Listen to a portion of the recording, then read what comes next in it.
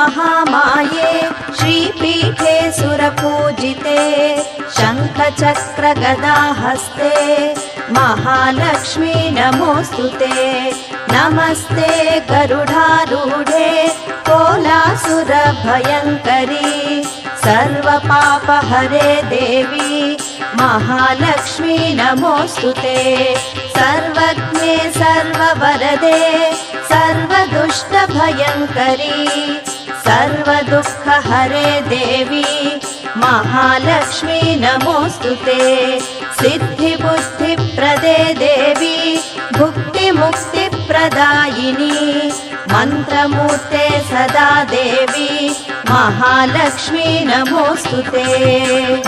आद्यन्तरहिते देवी आदिशक्ति महेश्वरी योगज्ञे योगसम्भूते महालक्ष्मी नमोऽस्तुते।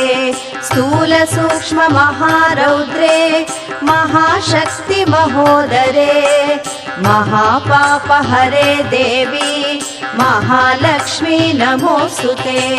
पद्मासनस्थिते देवी परब्रह्मस्वरूपिणी परमेशी जगन्मातः महालक्ष्मी नमोऽस्तुते।